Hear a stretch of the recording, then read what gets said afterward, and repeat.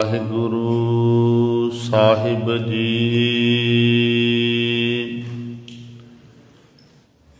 ਊਚ ਅਪਾਰ ਬੇਅੰਤ ਸੁਆਮੀ, ਕੌਣ ਜਾਣੈ ਗੁਣ ਤੇਰੇ। ਗਾਵਤ ਉਦਰਹਿ ਸੁਣਤੇ ਉਦਰਹਿ, ਬਿਨ ਸੇ ਪਾਪ ਕਨੇਰੇ। ਪਸ਼ੂ ਪਰੇਤ ਮੁਗਧ ਕੋ ਤਾਰੇ, ਪਾਹਣ ਪਾਰ ਉਤਾਰੈ। ਨਾਨਕ ਦਾਸ ਤੇਰੀ ਸਰਣਾਈ, ਸਦਾ ਸਦਾ ਬਲਿਹਾਰੈ।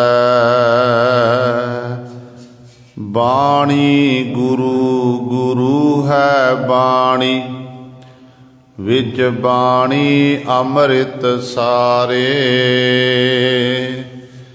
ਗੁਰ ਬਾਣੀ ਕਹੈ ਸੇਵਕ ਜਨ ਮਾਨੈ, ਪਰ ਤਖ ਗੁਰੂ ਨਿਸਤਾਰੇ।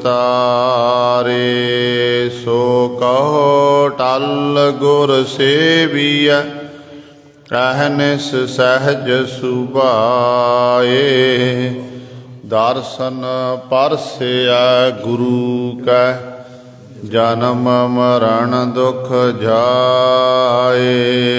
ਹੋਵੈ ਸਿਫਤ ਖਸਾਮਦੀ, ਨੂਰ ਅਰਸੋ ਕੁਰਸੋ ਝਟੀਐ।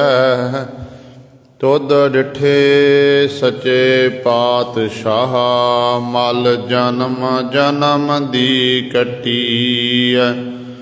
ਸੱਜਣ ਸੱਚਾ ਪਾਤਸ਼ਾਹ, ਸਿਰ ਸਾਹਾਂਦੈ ਸਾਹੋ।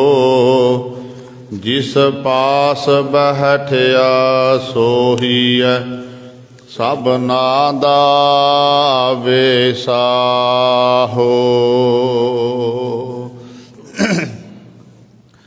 ਸਤਨਾਮ ਸ੍ਰੀ ਵਾਹਿਗੁਰੂ ਸਾਹਿਬ ਜੀ। ਤੁਖਾਰੀ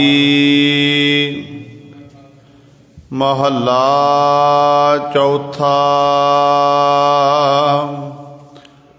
ਤੇਰੀ ਭਗਤ ਭੰਡਾਰ ਅਸੰਖ, ਜਿਸ ਤੂੰ ਦੇਵਹਿ ਮੇਰੇ ਸੁਆਮੀ ਤਿਸ ਮਿਲਹਿ। ਜਿਸ ਕਾ ਮਸਤਕ ਗੁਰਹਾਸ, ਤਿਸ ਹਿਰਦੈ ਹਰ ਗੁਣ ਟਿਕਹਿ। ਤੇਰੀ ਭਗਤ ਭੰਡਾਰ ਅਸੰਖ, ਜਿਸ ਤੂੰ ਦੇਵਹਿ ਮੇਰੇ ਸੁਆਮੀ ਤਿਸ ਮਿਲਹਿ। ਜਿਸ ਕਾ ਮਸਤਕ ਗੁਰਹਾਥ, ਤਿਸ ਹਿਰਦੈ ਹਰ ਗੁਣ ਟਿਕਹਿ। ਹਰ ਗੁਣ ਹਿਰਦੈ ਟਿਕਹਿ ਤਿਸੈ ਕੈ, ਜਿਸ ਅੰਤਰ ਭਉ ਭਾਵਨੀ ਹੋਈ। ਬਿਨ ਭੈ ਕਿਨੈ ਨ ਪ੍ਰੇਮ ਪਾਇਆ, ਬਿਨ ਪੈ ਪਾਰ ਨ ਉਤਰਿਆ ਕੋਈ। ਭਉ ਭਾਉ ਪ੍ਰੀਤ ਨਾਨਕ ਤਿਸ ਲਾਗੈ। ਜਿਸ ਤੂੰ ਆਪਣੀ ਕਿਰਪਾ ਕਰਹਿ। ਤੇਰੀ ਭਗਤ ਭੰਡਾਰ ਅਸੰਖ, ਜਿਸ ਤੂੰ ਦੇਵਹਿ ਮੇਰੇ ਸੁਆਮੀ ਤਿਸ ਮਿਲਹਿ। ਬਿਨ ਪੈ ਕਿਨੈ ਨ ਪ੍ਰੇਮ ਪਾਇਆ, बिन पै पार न उतरिया कोई, भौ भाओ प्रीत नानक तिसह लागै। जिस तू अपनी कृपा करहै, तेरी भगत भंडार असंख। जिस तू देव है मेरे स्वामी, तिस मिल है। वाहिगुरु जी का खालसा, वाहिगुरु जी की फतेह। परम सन्मानयोग जुगो जुग अटल, चबर छतर तख दे मालक। बाणी के बोहित जहरा जहूर, हाजरा हजूर। सर्व कला समरथ, शब्दा अवतार। धन धन साहिब श्री गुरु ग्रंथ साहिब, सच्चे सतगुरु जी दी पावन पवित्र निगी गोद अंदर जुड़ बैठे गुरु रूप गुरु सवारे सत संगी जनो। आप जी बड़ भागे हो, जो दशमेश पिता गुरु कलगीधर सतगुरु, अमृत के दाते सर्वांस दानी, बादशाह दरवेश गुरु गोबिंद सिंह। हक हक अंदेश गुरु गोबिंद सिंह। धन धन साहिब श्री गुरु गोबिंद सिंह महाराज जी दी चरण छो धरती महान पवित्र अस्थान। गुरुद्वारा मंजी साहिब आलमगीर विखे अमृत वेले तो हाजरियां भर के सत संगत करके सतगुरु महाराज जी दियां खुशियां प्राप्त कर रहे हो। सतगुरां दे पावन स्थान विखे अमृत वेले तो सजे हुए दीवाना विच आप जी ने हुणे ही सत्कार जो गुरु घर दे कीर्तनियां पासों श्री आसा जी की वार दे कीर्तन श्रवण कीते हन। सो आओ गुरु सवारियो, समा है जो चल रही लड़ीवार गुरबाणी दी कथा तुखारी राग दे विचों आप संगतां श्रवण करदियां आ रहीआं हन। ते पावन बाणी दी आपां ने विचार श्रवण करनी है। जिथे गुरबाणी दी विचार श्रवण करनी है, उथे नाल ही धन धन हमारे भाग, घर आया फिर मेरा, सोहे बांक द्वार सगला बन हरा। मन चाओ भया प्रभ आगम सुनिया, हर मंगल गाओ सखी गृह मंदिर बनिया। हर गाओ मंगल नित सखिए, सोग दुख ना व्यापे। गुर चरण लागे दिन सुभागे, आपना पिर जापे। ਦੇ ਮਹਾਂਵਾਕਾਂ ਅਨੁਸਾਰ गुरु कलगीधर पातशाह धन गुरु गोबिंद सिंह महाराज दे 4 साहिबजादियां विचों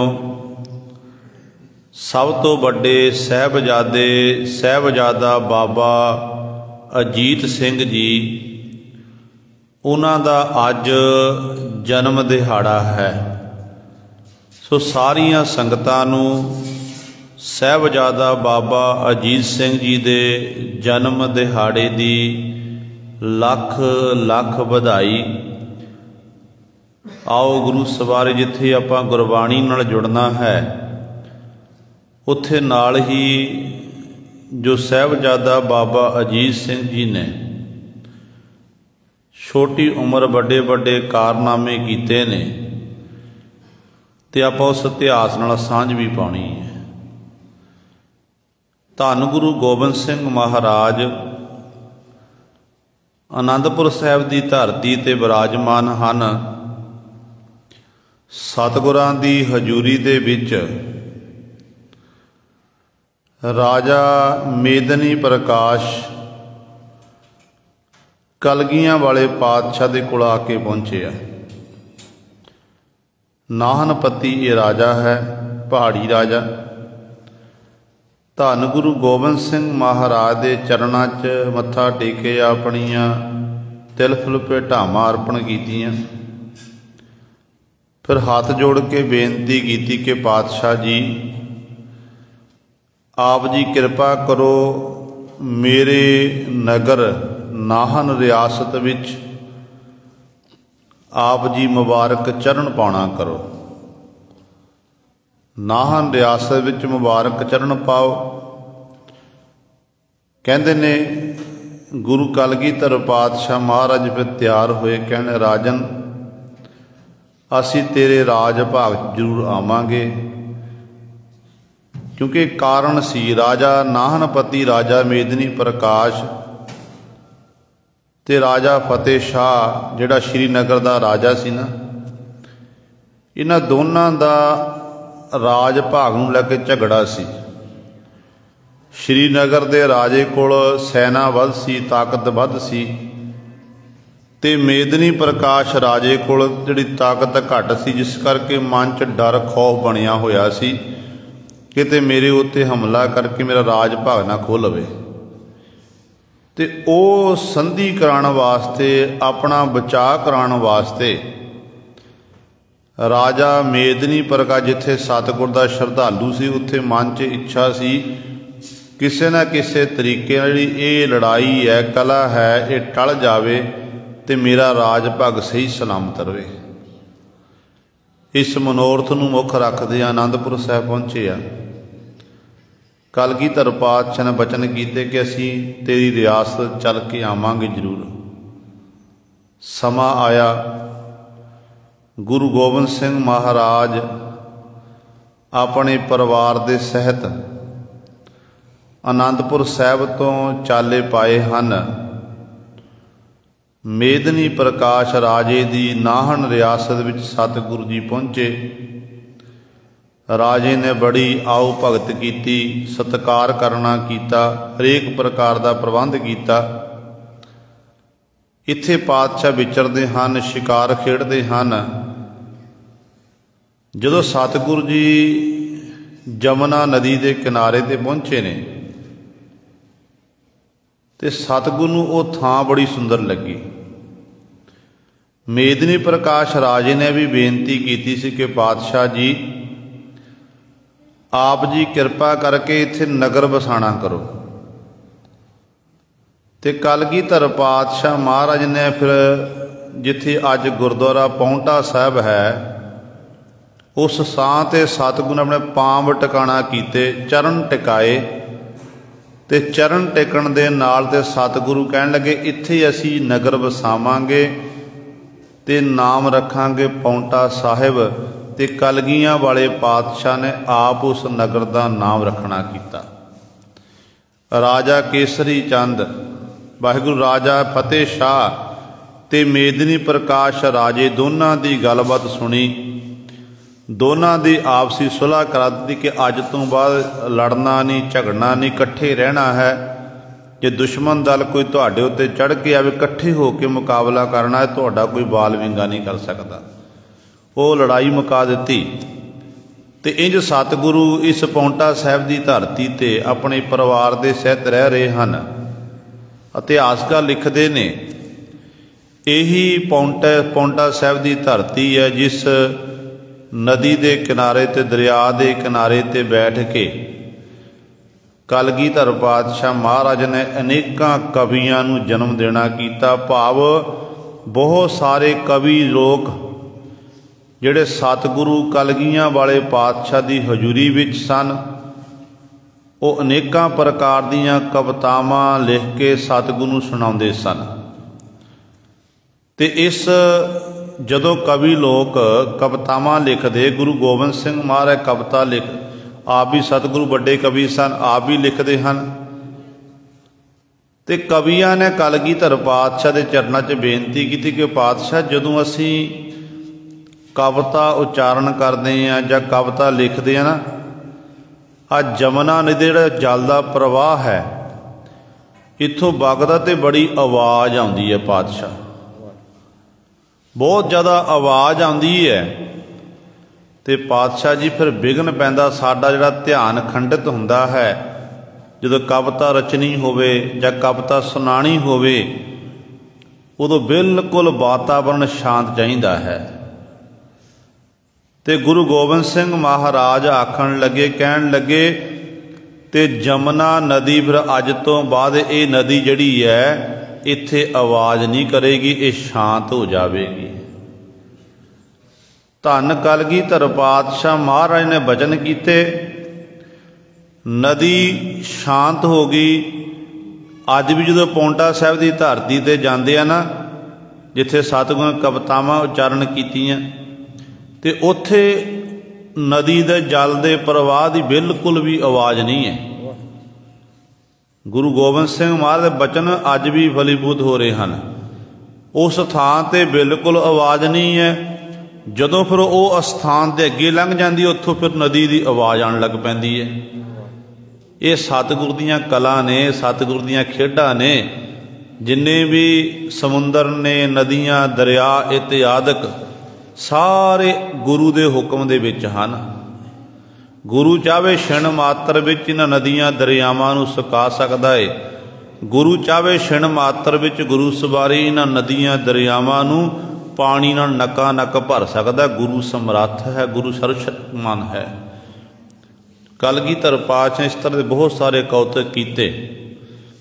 ਫਿਰ ਰਾਜਾ ਫਤਿਹ ਸ਼ਾਹ ਨੇ ਗੁਰੂ ਗੋਬਿੰਦ ਸਿੰਘ ਮਹਾਰਾਜ ਦੇ ਚਰਨਾਂ 'ਚ ਬੇਨਤੀ ਕੀਤੀ ਕਿ ਸਤਿਗੁਰੂ, ਮੇਰੀ ਲੜਕੀ ਦੀ ਸ਼ਾਦੀ ਹੈ। ਭੀਮ ਚੰਦ ਦਾ ਪੁੱਤਰ ਅਜਮੇਰ ਚੰਦ ਮੇਰੀ ਲੜਕੀ ਨੂੰ ਵਿਆਹਣ ਵਾਸਤੇ ਆ ਰਿਹਾ, ਆਪ ਜੀ ਨੇ ਕਿਰਪਾ ਕਰਨੀ, ਇਸ ਵਿਆਹ ਦੇ ਸਮਾਗਮ ਵਿੱਚ ਆਪ ਜੀ ਨੇ ਸ਼ਾਮਲ ਹੋਣਾ। ਸੱਦਾ ਪੱਤਰ ਦਿੱਤਾ ਗਿਆ। ਉਧਰੋਂ ਰਾਜਾ ਭੀਮ ਚੰਦ ਆਪਣੇ ਸੈਨਾ ਦੇ ਸਹਿਤ, ਰਾਜੇ ਮਹਾਰਾਜਾ ਦੇ ਸਹਿਤ ਬਰਾਤ ਲੈ ਕੇ ਸ਼੍ਰੀਨਗਰ ਨੂੰ ਆ ਰਿਹਾ ਹੈ। ਹੁਣ ਜਿੱਥੋਂ ਲੰਘਣਾ ਰਸਤਾ ਪੈਂਦਾ, ਉਹ ਥਾਂ ਜਿੱਥੇ ਗੁਰੂ ਕਲਗੀਧਰ ਪਾਤਸ਼ਾਹ ਮਹਾਰਾਜ ਸਿੰਘਾਂ ਸਹਿਤ ਬਿਰਾਜਮਾਨ ਹਨ। ਤੇ ਇਹਨਾਂ ਦੇ ਰਾਜੇ ਦੇ ਮਨ 'ਚ ਖੋਟ ਸੀ ਕਿ ਅਨੰਦਪੁਰ ਸਾਹਿਬ ਦੀ ਧਰਤੀ 'ਤੇ ਮੈਂ ਗੁਰੂ ਗੋਬਿੰਦ ਸਿੰਘ ਮਹਾਰਾਜ ਤੋਂ ਪ੍ਰਸਾਦੀ ਹਾਥੀ ਮੰਗਿਆ, ਸਤਿਗੁਰ ਨੇ ਇਨਕਾਰ ਕਰ ਦਿੱਤਾ। ਪੰਚਕਲਾ ਸ਼ਸਤਰ ਮੰਗਿਆ, ਉਹ ਵੀ ਸਤਿਗੁਰ ਨੇ ਇਨਕਾਰ ਕਰ ਦਿੱਤਾ। ਸੁੰਦਰ ਚੌਂਕੀ ਮੰਗੀ, ਉਹ ਵੀ ਇਨਕਾਰ ਕਰ ਦਿੱਤਾ। ਫਿਰ ਮੈਂ ਉਹ ਸ਼ਮਿਆਨਾ ਜਿਹੜਾ ਤੰਬੂ ਸੀ ਬੜਾ ਕੀਮਤੀ, ਉਹ ਮੰਗਣਾ ਕੀਤਾ, ਉਹ ਵੀ ਸਤਿਗੁਰ ਨੇ ਇਨਕਾਰ ਕੀਤਾ। ਤੇ ਅੱਜ ਮੌਕਾ ਵਧੀਆ, ਜੇ ਇੱਥੋਂ ਲੰਘਾਂਗਾ, ਮੇਰੇ ਨਾਲ ਰਾਜੇ ਮਹਾਰਾਜੇ ਹਨ, ਉਹਨਾਂ ਦੀ ਸੈਨਾ ਹੈ।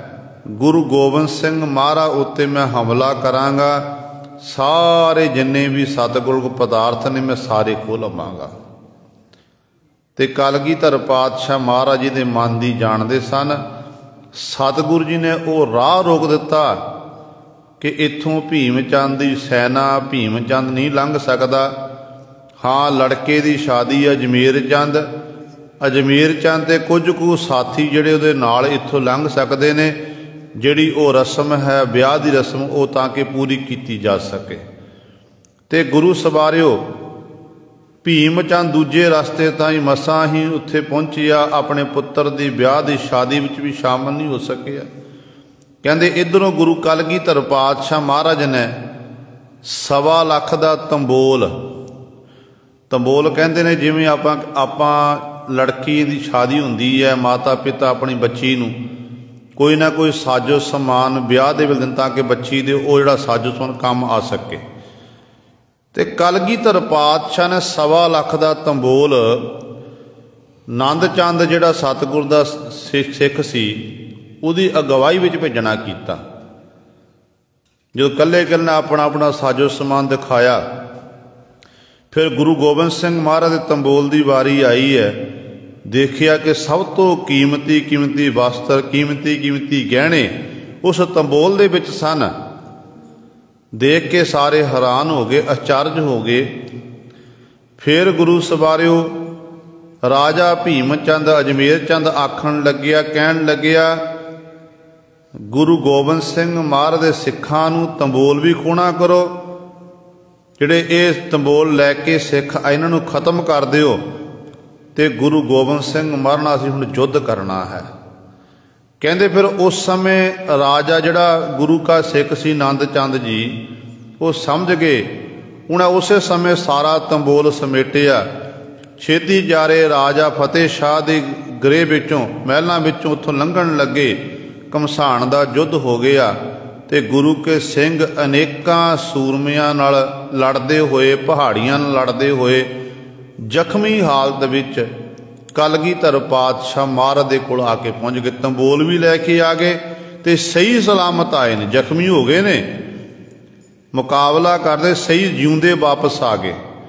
इधरों राजा फतेह शाह नूं राजा अजमेर चंद भीम चंद पिता ने आख दिता कि तेरी लड़की नूं असीं तां लैके जावांगे जेकर तूं साडे नाल रल के गुरु गोबिंद सिंह महाराज युद्ध करे।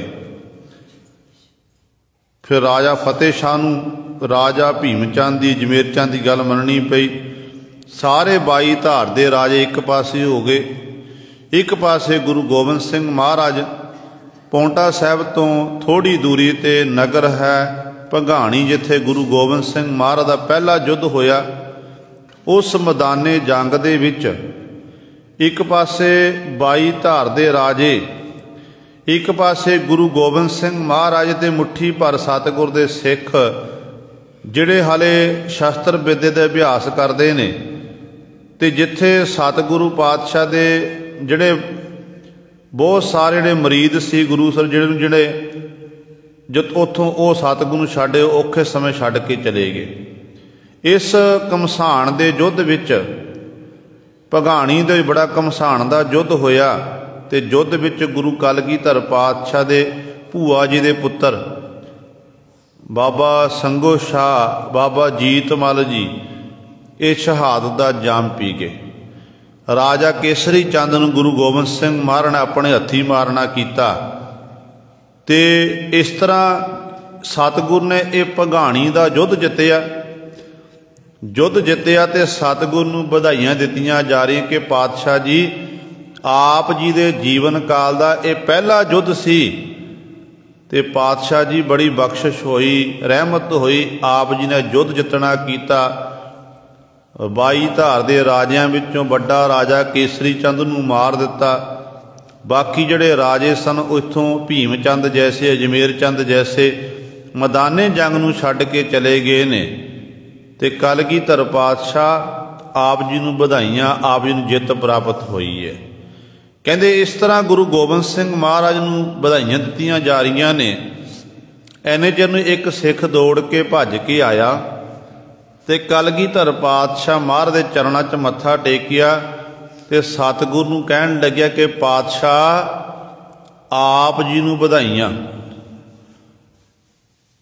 एक तां आप जी ने यह युद्ध जितया, दूजा आप जी दे गृह विखे साहिबजादे दा प्रकाश होया, जन्म होया है।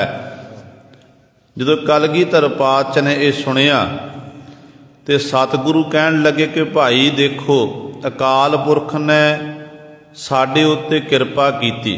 कहण लगे भई जीत मेरी किरपा काल तेरी। हे अकाल पुरख वाहिगुरु तेरी किरपा नाल मेरी जित हुई है ते अज तेरी किरपा दे नाल ही घर विच साहिबजादे दा जन्म होया है। असी रण भूमि जिती है, जंग जितया है ते साहिबजादे दा नाम भी अजीत सिंह रखना है। ते कलगियां वाले पातशाह ने नाम रख दिता अजीत सिंह, जो जितया नहीं जा सकता है।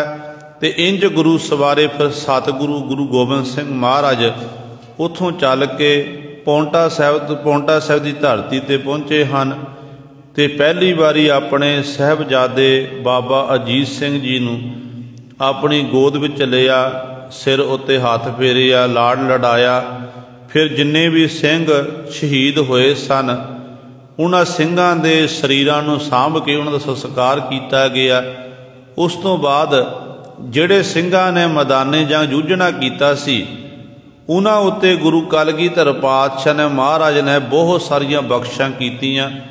ਗੁਰੂ ਘਰ ਵੱਲੋਂ ਇਨਾਮ ਦਿੱਤੇ ਗਏ, ਸਿਰਪਾਓ ਦਿੱਤੇ ਗਏ ਸਨ। ਅਤੇ ਇਸੇ ਪ੍ਰਕਾਰ ਗੁਰੂ ਸਵਾਰਿਓ ਇੱਥੇ ਹੀ ਪੀਰ ਬੁੱਧੂ ਸ਼ਾਹ ਕਲਗੀਧਰ ਪਾਤਸ਼ਾਹ ਦੀ ਹਜ਼ੂਰੀ ਵਿੱਚ ਪਹੁੰਚਿਆ ਸੀ। ਰਣ ਭੂਮੀ ਮੈਦਾਨ ਵਿੱਚ ਪੀਰ ਬੁੱਧੂ ਸ਼ਾਹ ਜੀ ਆਪਣੇ 700 ਮਰੀਦ ਲੈ ਕੇ ਆਇਆ ਸੀ ਅਤੇ ਬਹੁਤ ਸਾਰੇ ਮਰੀਦ, 4 ਪੁੱਤਰਾਂ ਵਿੱਚੋਂ 2 ਉਹਨਾਂ ਦੇ ਪੁੱਤਰ ਮੈਦਾਨੇ ਜੰਗ ਦੇ ਵਿੱਚ ਭਗਾਣੀ ਦੇ ਯੁੱਧ ਸ਼ਹੀਦ ਹੋ ਗਏ ਸਨ। ਜਦੋਂ ਇਹ ਸਤਿਗੁਰ ਦੇ ਕੋਲ ਪਹੁੰਚੇ ਆ, ਇਤਿਹਾਸਕਾਰ ਲਿਖਦੇ ਨੇ ਕਿ ਗੁਰੂ ਗੋਬਿੰਦ ਸਿੰਘ ਮਹਾਰਾਜ ਜੀ ਕੰਘਾ ਕਰ ਰਹੇ ਸਨ। ਕੇਸ ਖੁੱਲ੍ਹੇ ਸਤਿਗੁਰ ਦੇ, ਕੇਸੀ ਕੰਘਾ ਹੋ ਰਿਹਾ ਹੈ ਅਤੇ ਪੀਰ ਬੁੱਧੂ ਸ਼ਾਹ ਨੇ ਆ ਕੇ ਸਜਦਾ ਕੀਤਾ। ਕਲਗੀਆਂ ਵਾਲੇ ਪਾਤਸ਼ਾਹ ਪੁੱਛਦੇ ਨੇ ਪੀਰ ਬੁੱਧੂ ਸ਼ਾਹ ਦਾ ਹਾਲ ਚਾਲ। ਕਹਿਣ ਲੱਗੇ, ਤੁਹਾਡੀ ਸੇਵਾ ਤੋਂ ਅਸੀਂ ਪ੍ਰਸੰਨ ਹੋਏ ਹਾਂ। ਤੁਸੀਂ ਸਾਡੇ ਲਈ ਆਪਣੇ 2 ਪੁੱਤਰ ਕੁਰਬਾਨ ਕਰ ਦਿੱਤੇ। ਐ ਪੀਰ ਜੀ, ਮੰਗੋ ਕੀ ਮੰਗਦੇ, ਜੋ ਮੰਗੋਗੇ ਤੁਹਾਨੂੰ ਦੇ ਦਿਆਂਗੇ। ਅਤੇ ਪੀਰ ਬੁੱਧੂ ਸ਼ਾਹ ਨੇ ਹੱਥ ਜੋੜੇ, ਕਹਿਣ ਲੱਗੇ ਕਿ ਪਾਤਸ਼ਾਹ ਮੈਨੂੰ ਹੋਰ ਕੁਝ ਨਹੀਂ ਚਾਹੀਦਾ, ਬਸ ਜਿਹੜਾ ਆਪ ਜੀ ਦਾ ਜਿਸ ਕੰਘੇ ਨਾਲ ਆਪ ਜੀ ਕੇਸ ਸਵਾਰ ਰਹੇ ਹੋ, ਸਤਿਗੁਰੂ ਜੀ ਜਿਹੜੇ ਟੁੱਟੇ ਹੋਏ ਮੁਰਦਾ ਜਿਹੜੇ ਕੇਸ ਹਨ, ਸਣੇ ਕੇਸੀ ਮੈਨੂੰ ਕੰਘਾ ਦੇਣਾ ਕਰੋ, ਮੈਂ ਆਪ ਜੀ ਦੀ ਨਿਸ਼ਾਨੀ ਸਾਂਭ ਕੇ ਰੱਖਣਾ ਚਾਹੁੰਦਾ ਹਾਂ। ਕਲਗੀਧਰ ਪਾਤਸ਼ਾਹ ਮਹਾਰਾਜ ਨੇ ਬਖਸ਼ਿਸ਼ ਕੀਤੀ, ਕੇਸਾਂ ਦੇ ਸਹਿਤ ਉਹ ਕੰਘਾ ਦਿੱਤਾ ਅਤੇ ਨਾਲ ਸਤਿਗੁਰੂ ਨੇ ਇੱਕ ਦਸਤਾਰ ਦੇਣਾ ਕੀਤੀ। ਕਹਿਣ ਲੱਗੇ, ਲੈ ਪੀਰ ਬੁੱਧੂ ਸ਼ਾਹ ਜੀ, ਅਸੀਂ ਤੁਹਾਨੂੰ ਆਪਣੀਆਂ ਨਿਸ਼ਾਨੀਆਂ ਦੇ ਰਹੇ ਹਾਂ, ਅਤੇ ਇਹ ਬਖਸ਼ਿਸ਼ ਕੀਤੀ। ਫਿਰ ਸਤਿਗੁਰੂ ਮਹਾਰਾਜ, ਇਹ ਜਿਹੜਾ ਯੁੱਧ ਸੀ ਇਹ 1687 ਈਸਵੀ ਨੂੰ ਹੋਇਆ ਸੀ। 1687 ਨੂੰ ਹੀ ਸਾਹਿਬਜ਼ਾਦਾ ਬਾਬਾ ਅਜੀਤ ਸਿੰਘ ਜੀ ਦਾ ਜਨਮ ਹੋਇਆ ਸੀ। ਅਤੇ ਇੱਥੋਂ ਫਿਰ ਸਤਿਗੁਰੂ ਜੀ ਨੇ ਚਾਲੇ ਪਾਏ, ਪੌਂਟਾ ਸਾਹਿਬ ਤੋਂ ਪਾਤਸ਼ਾਹ ਜੀ ਅਨੰਦਪੁਰ ਸਾਹਿਬ ਦੀ ਧਰਤੀ 'ਤੇ ਆਏ। ਅਨੰਦਪੁਰ ਸਾਹਿਬ ਦੀ ਧਰਤੀ 'ਤੇ ਗੁਰੂ ਗੋਬਿੰਦ ਸਿੰਘ ਮਹਾਰਾਜ ਨੇ ਆਪਣੇ ਸਾਹਿਬਜ਼ਾਦੇ ਦਾ ਪੜ੍ਹਾਈ ਵਿੱਦਿਆ ਦਾ ਖਿਆਲ ਰੱਖਣਾ ਕੀਤਾ। ਅਨੇਕਾਂ ਪ੍ਰਕਾਰ ਦੇ ਲਾੜ ਲਡਾਏ ਨੇ। ਜਦੋਂ ਸੋਝੀ ਆਈ ਅਤੇ ਉਦੋਂ ਗੁਰੂ ਸ਼ਸਤਰ ਵਿੱਦਿਆ ਦਾ ਅਭਿਆਸ ਕਰਦੇ ਨੇ। ਇੱਥੋਂ ਤੱਕ ਜਦੋਂ ਜੋਵਨਤਾ ਵਿੱਚ ਆਏ ਨੇ, ਉਹ ਸਮਾਂ ਵੀ ਆਇਆ ਕਿ ਜਦੋਂ ਨਰਮੋਹਗੜ੍ਹ ਦਾ ਯੁੱਧ ਹੋ ਰਿਹਾ ਸੀ। ਨਰਮੋਹਗੜ੍ਹ ਦੇ ਯੁੱਧ ਦੇ ਵਿੱਚ ਸਾਹਿਬਜ਼ਾਦਾ ਬਾਬਾ ਅਜੀਤ ਸਿੰਘ ਜੀ ਸਭ ਤੋਂ ਅੱਗੇ ਲੱਗੇ ਸਨ। ਬੈਰੀਆਂ ਦਾ ਮੁਕਾਬਲਾ ਕਰਦੇ, ਅਨੇਕਾਂ ਬੈਰੀਆਂ ਦਾ ਖਾਤਮਾ ਕੀਤਾ। ਇੱਥੋਂ ਤੱਕ ਜਦੋਂ ਇੱਕ ਦਿਨ ਕਹਿੰਦੇ ਗੁਰੂ ਗੋਬਿੰਦ ਸਿੰਘ ਮਹਾਰਾਜ ਦੇ ਦੀਵਾਨ ਸਜੇ ਨੇ ਅਨੰਦਪੁਰ ਸਾਹਿਬ ਦੀ ਧਰਤੀ 'ਤੇ, ਸੰਗਤ ਸਤਿਗੁਰਾਂ ਦੇ ਕੋਲ ਚੱਲ ਕੇ ਆਈ। ਉਹਨਾਂ ਨੇ ਸਤਿਗੁਰੂ ਕਲਗੀਧਰ ਪਾਤਸ਼ਾਹ ਨੂੰ ਮੱਥਾ ਟੇਕਿਆ ਅਤੇ ਉਹਨਾਂ ਦੇ ਤਰਸਯੋਗ ਹਾਲਤ ਸੀ, ਨੇਤਰਾਂ 'ਚੋਂ ਹੰਝੂ ਡਿੱਗਦੇ ਨੇ। ਅਤੇ ਕਲਗੀਆਂ ਵਾਲੇ ਪਾਤਸ਼ਾਹ ਮਨ ਨੇ ਪੁੱਛਿਆ ਕਿ ਭਾਈ ਕੀ ਗੱਲ ਹੈ, ਤੁਸੀਂ ਇੰਨੇ ਵਿਰਾਗ ਵਿੱਚ ਕਿਉਂ ਹੋ, ਤੁਹਾਡੀ ਇਹੋ ਜਿਹੀ ਹਾਲਤ ਕਿਵੇਂ ਹੋਈ ਹੈ? ਕਹਿਣ ਲੱਗੇ ਕਿ ਪਾਤਸ਼ਾਹ, ਸੰਗਤ ਦਾ ਜਥਾ ਆਪ ਜੀ ਦੇ ਦਰਸ਼ਨ ਦੀਦਾਰੇ ਕਰਨ ਵਾਸਤੇ ਰਸਤੇ ਵਿੱਚ ਆ ਰਿਹਾ ਸੀ ਅਤੇ ਰਸਤੇ ਵਿੱਚ ਇੱਕ ਨਗਰ ਆਇਆ ਜਿਹਦਾ ਨਾਮ ਹੈ ਬਜਰੂੜ। ਬਜਰੂੜ ਨਗਰ ਆਇਆ ਅਤੇ ਉੱਥੋਂ ਦੇ ਜਿਹੜੇ ਰੰਗੜ ਹਨ, ਗੁੱਜਰ ਹਨ, ਉੱਥੋਂ ਦੇ ਜਿਹੜੇ ਲੋਕ ਨੇ, ਉਹਨਾਂ ਨੇ ਸਤਿਗੁਰੂ ਸਾਡੇ ਉੱਤੇ ਹਮਲਾ ਕੀਤਾ। ਹਮਲਾ ਕਰਕੇ ਜਿੰਨਾ ਵੀ ਆਪ ਜੀ ਦੀਆਂ ਭੇਟਾਵਾਂ ਸਨ ਉਹ ਭੇਟਾਵਾਂ ਖੋਹਣਾ ਕੀਤੀਆਂ। ਆਪ ਜੀ ਦੀ ਜਿੰਨੀਆਂ ਵੀ ਸਤਿਗੁਰੂ ਬਹੂ ਬੇਟੀਆਂ ਇਸਤਰੀਆਂ ਸਨ ਉਹਨਾਂ ਦੀ ਪੱਤ ਇੱਜ਼ਤ ਨੂੰ ਹੱਥ ਪਾਉਣ ਦੀ ਕੋਸ਼ਿਸ਼ ਕੀਤੀ ਹੈ। ਸਤਿਗੁਰੂ, ਅਸੀਂ ਮਸਾਂ ਆਪਣੀ ਜੀਵਨ ਬਚਾ ਕੇ ਆਏ ਹਾਂ ਤੇ ਕਲਗੀਧਰ ਪਾਤਸ਼ਾਹ ਮਹਾਰਾਜ ਉਸ ਸਮੇਂ ਸਾਹਿਬਜ਼ਾਦਾ ਬਾਬਾ ਅਜੀਤ ਸਿੰਘ ਨੂੰ ਬਚਨ ਕੀਤੇ ਕਿ ਜਾ ਕੇ ਬਜਰੂੜ ਦੇ ਲੋਕਾਂ ਨੂੰ ਸੋਧਾ ਲਾ ਕੇ ਆਣਾ ਕਰੋ, ਜਿਨ੍ਹਾਂ ਨੇ ਇਹ ਪਾਪ ਕੀਤਾ ਹੈ ਉਹਨਾਂ ਨੂੰ ਬਣਦੀ ਸਜ਼ਾ ਦੇ ਕੇ ਆਣਾ ਕਰੋ। ਕਹਿੰਦੇ ਨੇ ਸਾਹਿਬਜ਼ਾਦਾ ਬਾਬਾ ਅਜੀਤ ਸਿੰਘ ਜੀ ਕੁਝ ਕੁ ਸੂਰਮੇ ਲੈ ਕੇ ਬਜਰੂੜ ਦੀ ਧਰਤੀ ਤੇ ਗਏ। ਉੱਥੇ ਘਮਸਾਣ ਦਾ ਯੁੱਧ ਹੋਇਆ ਤੇ ਯੁੱਧ ਦੇ ਵਿੱਚ ਗੁਰੂ ਸਾਹਿਬ ਜਿੱਤ ਪ੍ਰਾਪਤ ਕੀਤੀ। ਜਿਹੜੇ ਪਾਪੀਆਂ ਨੇ ਇਹ ਦੁਸ਼ਟ ਕੰਮ ਕੀਤਾ ਸੀ ਉਹਨਾਂ ਨੂੰ ਸਜ਼ਾ ਦਿੱਤੀ ਹੈ। ਇਸ ਤਰ੍ਹਾਂ ਦੀਆਂ ਬਹੁਤ ਸਾਰੀਆਂ ਘਟਨਾਵਾਂ ਸਾਹਿਬਜ਼ਾਦਾ ਬਾਬਾ ਅਜੀਤ ਸਿੰਘ ਜੀਵਨ ਦੀਆਂ ਆਉਂਦੀਆਂ ਹਨ। ਕਹਿਣ ਦਾ ਭਾਵ ਹੈ ਕਿ ਤਕਰੀਬਨ 17-18 ਸਾਲ ਦੀ ਉਮਰ ਸੀ। ਇੰਨੀ ਉਮਰ 'ਚ ਸ਼ਹੀਦੀ ਪ੍ਰਾਪਤ ਕੀਤੀ ਹੈ ਤੇ ਸਾਰੀ ਜ਼ਿੰਦਗੀ ਜੰਗ ਯੁੱਧ ਕਰਦੇ ਹੀ ਲੰਘ ਗਈ। ਜੰਗ ਜੋ ਜੂਝਣਾ ਕੀਤਾ ਹੈ। ਇੱਥੋਂ ਤੱਕ ਇੱਕ ਘਟਨਾ ਹੋਰ ਆਉਂਦੀ ਹੈ। ਕਹਿੰਦੇ ਨੇ ਬਸੀ ਕਲਾਂ ਦੇ ਰਹਿਣ ਵਾਲਾ ਜਿਹੜਾ ਇੱਕ ਪਠਾਨ, ਇੱਕ ਦੇਵੀਦਾਸ ਨਾਮੇ ਬ੍ਰਾਹਮਣ ਆਪਣੀ ਘਰਵਾਲੀ ਦਾ ਡੋਲਾ ਲੈ ਕੇ ਆ ਰਿਹਾ। ਨਵਾਂ ਦਾ ਵਿਆਹ ਹੋਇਆ। ਇਸ ਪਠਾਨ ਨੇ ਜਦੋਂ ਦੇਖਿਆ ਰਸਤੇ ਦੇ ਵਿੱਚ ਤੇ ਗੁਰੂ ਸਵਾਰਿਓ ਉਹ ਬੇਗਮ ਦਾ ਜਿਹੜਾ ਡੋਲਾ ਸੀ ਬ੍ਰਾਹਮਣ ਦੀ ਘਰਵਾਲੀ ਸੀ ਉਹਨੂੰ ਚੁੱਕ ਕੇ ਲੈ ਗਿਆ। ਇਹਨਾਂ ਬੜੀਆਂ ਮਿੰਨਤਾਂ ਤਰਲੇ ਕੀਤੀਆਂ, ਕਿਸੇ ਨੇ ਕੋਈ ਦੀ ਬਾਂਹ ਨਹੀਂ ਪਕੜਨਾ ਕੀਤੀ। ਇਹ ਰੋਂਦਾ ਹੋਇਆ ਕੁਰਲਾਉਂਦਾ ਹੋਇਆ ਆਨੰਦਪੁਰ ਸਾਹਿਬ ਦੀ ਧਰਤੀ ਤੇ ਗੁਰੂ ਕਲਗੀਧਰ ਪਾਤਸ਼ਾਹ ਮਹਾਰਾਜ ਦੀ ਹਜ਼ੂਰੀ ਵਿੱਚ ਪਹੁੰਚਿਆ। ਦਸ਼ਮੇਸ਼ ਪਿਤਾ ਮਹਾਰਾਜ ਨੂੰ ਬੇਨਤੀ ਕੀਤੀ ਕਿ ਪਾਤਸ਼ਾਹ ਜੀ, ਬਸੀ ਦੇ ਪਠਾਨ ਨੇ ਸਤਿਗੁਰੂ ਜੀ ਸਾਡੀ ਮੇਰੀ ਘਰਵਾਲੀ ਨੂੰ ਚੁੱਕ ਕੇ ਲੈ ਗਿਆ ਹੈ, ਡੋਲਾ ਖੋਲ੍ਹਿਆ ਹੈ। ਸਤਿਗੁਰੂ ਜੀ ਆਪ ਜੀ ਕਿਰਪਾ ਕਰਕੇ ਮੇਰੀ ਮਦਦ ਕਰਨਾ ਕਰੋ। ਹੁਣ ਗੁਰੂ ਨਾਨਕ ਦੇ ਘਰ ਦਾ ਇਹ ਬਿਰਧ ਹੈ ਕਿ ਜੋ ਸ਼ਰਨ ਆਵੈ ਤਿਸ ਕੰਠ ਲਾਵੈ, ਇਹ ਬਿਰਧ ਸੁਆਮੀ ਸੰਧਾ। ਕਹਿੰਦੇ ਨੇ ਇਸ ਤਰ੍ਹਾਂ ਜਦੋਂ ਬੇਨਤੀ ਕੀਤੀ ਤੇ ਕਲਗੀਧਰ ਪਾਤਸ਼ਾਹ ਕਹਿਣਾ ਕਿ ਉੱਠੋ ਭਾਈ ਕੋਈ ਸੂਰਮਾ ਜਿਹੜਾ ਇਸ ਬ੍ਰਾਹਮਣ ਦੀ ਇਸਤਰੀ ਨੂੰ ਵਾਪਸ ਮੋੜ ਕੇ ਲੈ ਕੇ ਆਵੇ ਤੇ ਉਸ ਪਠਾਨ ਨੂੰ ਬਣਦੀ ਹੋਈ ਸਜ਼ਾ ਦਿੱਤੀ ਜਾਵੇ। ਕਹਿੰਦੇ ਸਤਿਗੁਰੂ ਵਚਨ ਕਰ ਰਹੇ ਨੇ ਤੇ ਇੰਨੇ ਚਿਰ ਨੂੰ ਸਾਹਿਬਜ਼ਾਦਾ ਬਾਬਾ ਅਜੀਤ ਸਿੰਘ ਜੀ ਸਾਹਮਣੇ ਖਲੋ ਗਿਆ ਹੱਥ ਜੋੜ ਕੇ ਕਿ ਸਤਿਗੁਰੂ ਜੀ, ਪਿਤਾ ਗੁਰੂ ਜੀ, ਮੈਨੂੰ ਹੁਕਮ ਕਰੋ।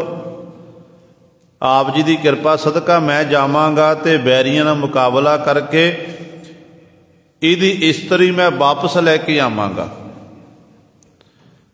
ਜਦੋਂ ਗੁਰੂ ਗੋਬਿੰਦ ਸਿੰਘ ਮਹਾਰਾਜ ਨੇ ਆਪਣੇ ਸਾਹਿਬਜ਼ਾਦੇ ਦੇ ਇਹ ਵਚਨ ਸੁਣੇ, ਸਤਿਗੁਰੂ ਨੇ ਥਾਪੜਾ ਦਿੱਤਾ। 100 ਕੁ ਸੂਰਮੇ ਆਪਣੇ ਨਾਲ ਲਏ ਨੇ ਤੇ ਗੁਰੂ ਹੁਸ਼ਿਆਰਪੁਰ ਦੇ ਕੋਲ ਇਹ ਨਗਰ ਹੈ ਬਸੀ ਕਲਾਂ। ਕਹਿੰਦੇ ਉਸ ਨਗਰ ਵਿੱਚ ਰਾਤੋਂ ਰਾਤ ਜਾ ਕੇ ਹਮਲਾ ਕਰ ਦਿੱਤਾ। ਘਮਸਾਣ ਦਾ ਯੁੱਧ ਹੋਇਆ।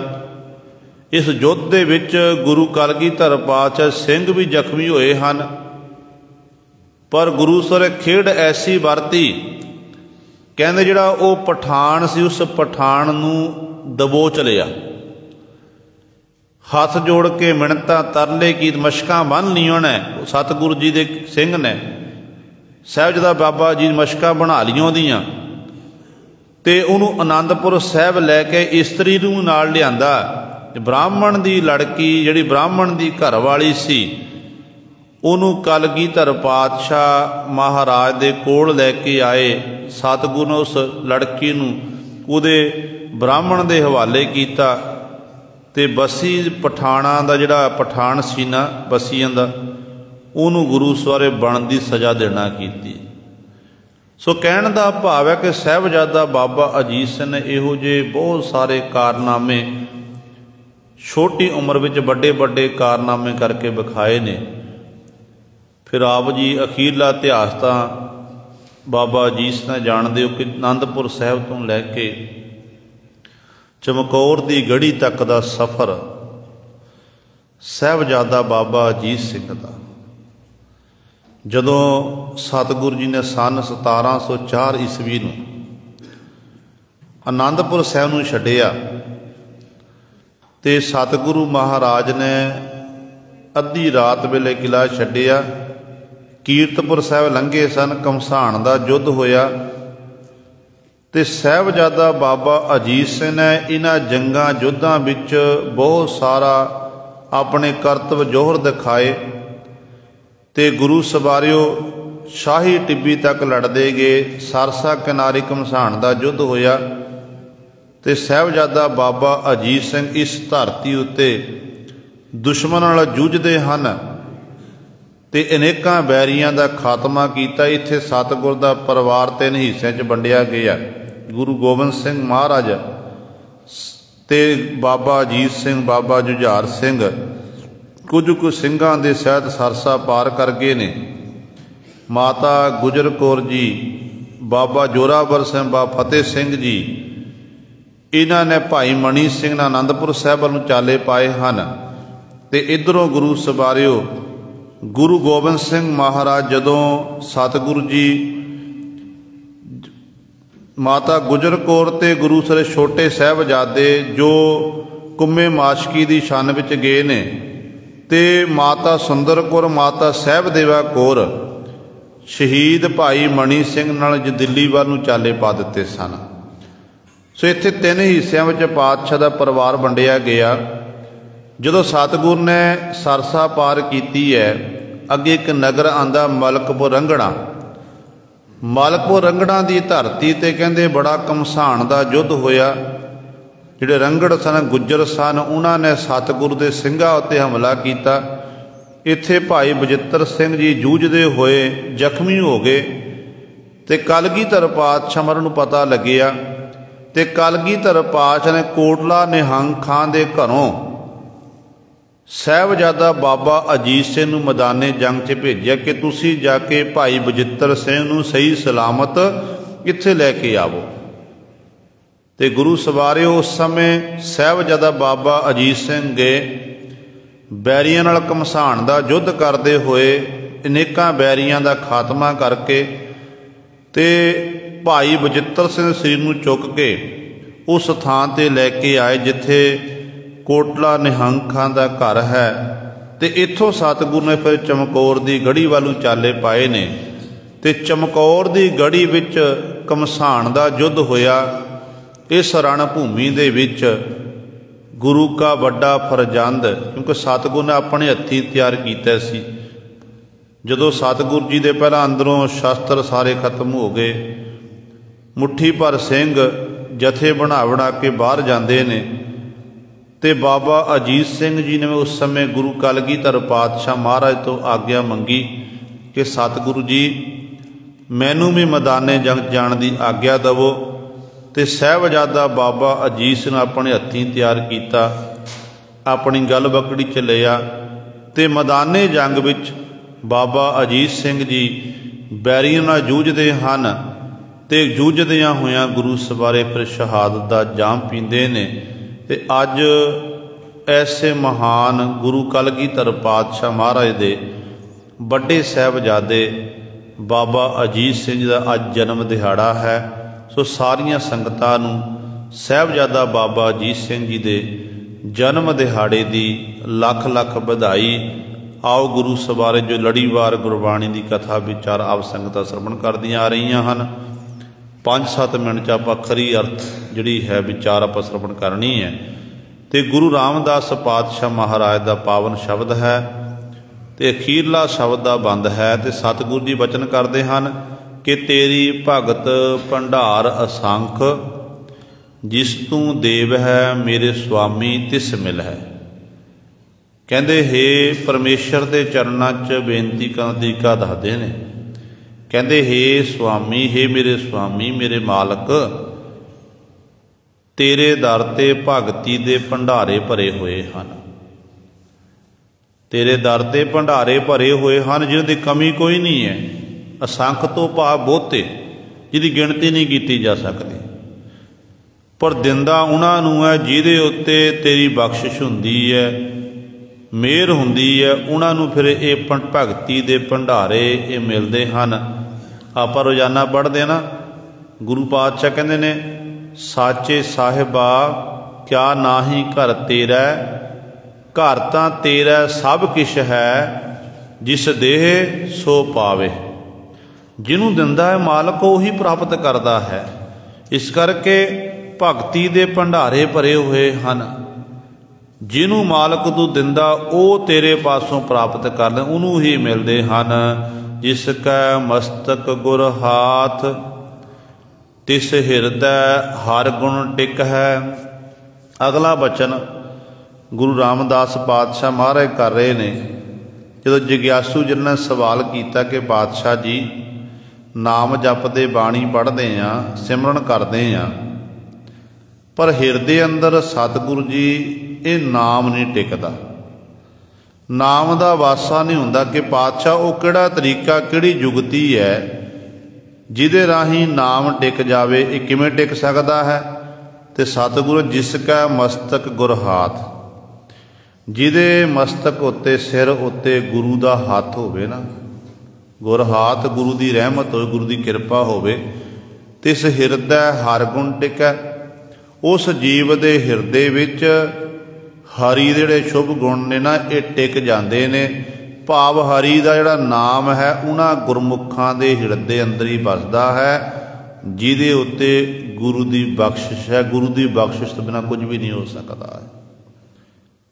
बार बार गुरु के चरणों च बेनती करिया करो कि सतगुरु साडे ते बख्शिश करो, रहमत करो कि साडा जिहड़ा अंतःकरण है ये विषय विकारां भरिया होया है। इस अंतःकरण नूं जन्मां जन्मांतरां दी मैल लगी हुई है।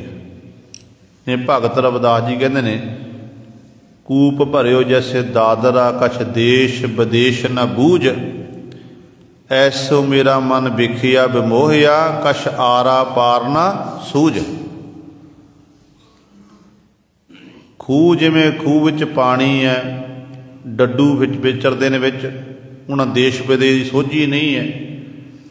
कहते मालका मेरी भी हालत यही है, मेरा मन विषय विकारां विच महकी पदार्थ खचत होया फिरदा है ते मैनू भी आरले किनारे ते पारले किनारे सोझी नहीं है, जो डड्डू वाली हालत मेरी हुई फिरदी है।